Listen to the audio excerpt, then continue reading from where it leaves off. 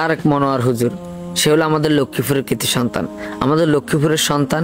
এই জন্য আজকে তার একটা ভিডিও ক্লিপ দেখাইতেছি। এটা সোশ্যাল মিডিয়াতে প্রচুর পরিমাণ ভাইরাল। ভিডিওটি একটু দেখেন। সাজিয়ে দিলেন ঘুমাইয়া কাজা করেছো ফজর, তখনও জাগনি যখন জোহর, হেলায় খেলায় কেটেছে আসর, মাগরিবের ওই শুনিয়া যান, এখনো জমাতে হাওরে শামিল, এখনো এসাতে আছে স্থান, বাজিছে দামামা বাদরে আমামা, শির উঁচু করি মুসলমান, দাওয়াত এসেছে নয়া জামানার, ভাঙা কেল্লায় উড়ে নিশান। আলহামদুলিল্লাহ বলেন। আমাদের জীবন হলো নামাজ, জীবন আগে না নামাজ আগে? কে বলেছেন? কে বলেছেন?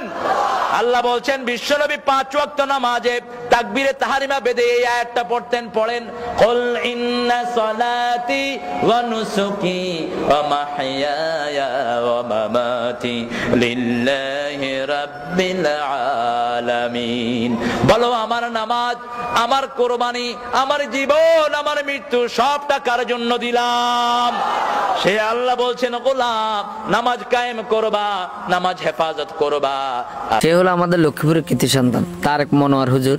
আমি ছোটবেলা থেকে তার বয়ানগুলো শুনতাম, হয় ক্যাসেটে আর না হলে কোনো বাটন ফোনে।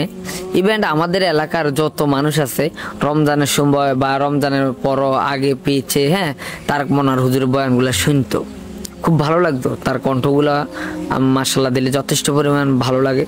তার ওয়াজের দাসটাও খুবই চমৎকার। আমি আল্লামা দেলোয়ার হোসেন সাইদি হুজুরকে দেখি নেই, কিন্তু হুজুর বয়ানগুলো শুনতাম। আল্লামা দেলোয়ার হোসেন সাইদি হুজুরের পরে আমি আমাদের তারেক মনোয়ার হুজুরকে বাছাই করে নিলাম যে তারেক মনোয়ার হুজুর একজন ভালো আলোচক। আমি তার বয়ানগুলো শুনতাম।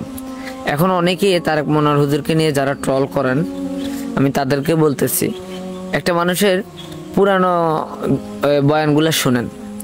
এখন বর্তমান যুগে মানুষের দিন দিন বয়স বাড়তেছে না কমতেছে, এটা আপনারা হিসাব করেন। একটা মানুষ দিন দিন কি জওয়ান হইতেছে না বুড়ো হইতেছে। তার যদি কোনো ভুল হয়ে থাকে, আমি ক্ষুদ্র একজন মানুষ হয়ে আমার খুব পছন্দের একজন আলোচক হিসাবে আমি আপনাদের কাছে ক্ষমা চাইনি, যে সবাই মাফ করে দিন হুজুরকে যদি হুজুর কোনো ভুল করিয়ে থাকে। তারা নিয়ে কেউ ট্রল করুক সেটা আমি চাই না। আপনাদের প্রত্যেকটা মানুষের পছন্দের আলোচক থাকতেই পারে, কিন্তু আমার পছন্দের সবচেয়ে একজন মানুষ হলো তারেক মনোয়ার হুজুর।